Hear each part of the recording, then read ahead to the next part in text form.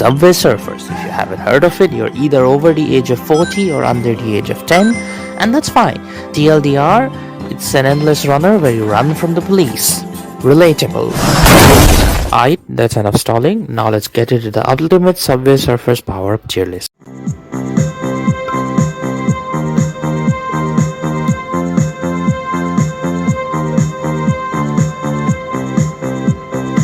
So first up is the Humble Coin Magnet, and it's pretty good early game but really bad late game, because while yes, more coins is also more points, it's just more coins, and it's only really useful when you have coins in multiple lines, but sometimes when you get a coin magnet you just don't get that, so it's just useless.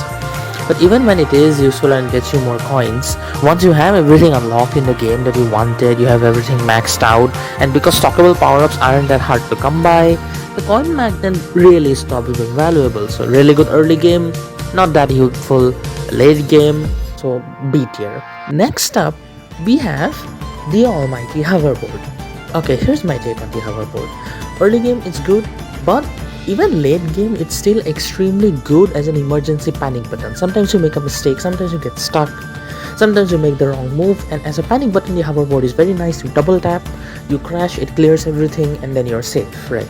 So if you're really high into a run and you're kind of scared, like you're not able to do your best, so you can just have the hoverboard on as like a safety net. Yes, there is a very small duration where you can't use the hoverboard right after it expires, but if you really played well, like played optimally, you can just use the hoverboard and just be invincible for most of the run. Of course, if you unlock the hoverboard that gives you all of these extra special abilities, that's even better. And I'm including those abilities along with the hoverboard, like stuff like double jump, teleportation, stay low. And so hoverboard extremely good. Even late game, it's like I think the most meta power up, and you should use it. S tier. Next up, we have the sneakers, the super sneakers. I have a lot to say. The super sneakers are genuinely the worst power up in the game. Here's why. The jumping in the super sneakers is just awkward. Like, it's just awkward. A lot of the time I have crashed because I have picked up sneakers. Whenever I play now, I just go out of my way to actually avoid the sneakers. I do not want them. Here's another funny part. A lot of the time, when you have the sneakers active and you jump, and if there's a canyon in front of you, actually sets you just high enough so that instead of going under the tunnel, you crash into the top of the tunnel and die. Like, there are a bunch of other things that also happen with the sneakers. For this video, for footage, I have some sneakers footage, but outside of that, I just try not to use them. D tier.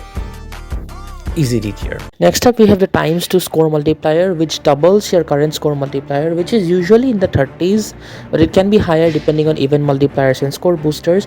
Early game, it's not as useful, as you ideally want to get as many coins and keys and different kinds of things as possible. In the late game, when you're going for high scores, when you want to finish events, because nowadays there are lots of events in Subway Surfers which want you to score as many points as possible, the score multiplier is very, very useful, and you want it to be active as much of the time as possible. So early game, it's still not completely useless, but it's really not as valuable. But late game, it's very, very valuable, so it will be an A tier. Next up, we have the score booster. Now here's the thing.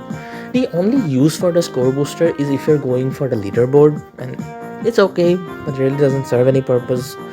I don't like using it all that much even for leaderboards, because I feel like that's cheating. You can use it, it's fine, but it's kind of middle ground, B tier. How I feel about head start is that I don't even think, like, yeah, it's optimal to use if you're going for like leaderboards and stuff, right? Because it gives you a good start. It's also a very good way to cheese that achievement where you need to like score this many points without jumping or rolling, score this many points by staying in the same lane, score this many points without picking many coins. Very good, but once you have them, it's not as great, but it's still better than the score booster, so I think I will put it at A tier. Next up, we have the pogo stick. Now the pogo stick is very, very good because first of all, you can use it to jump high up, and at the end it gives you a power up, and you can also pick up coins. And for me, the optimal combo is score multiplier, coin magnet, into pogo stick, into jetpack for like maximum value out of it. But the pogo stick is also good for another reason. Sometimes if you like jump up, you can just jump down midair from the pogo stick, and it's very, very good. So I will put it at A tier. Now the jetpack.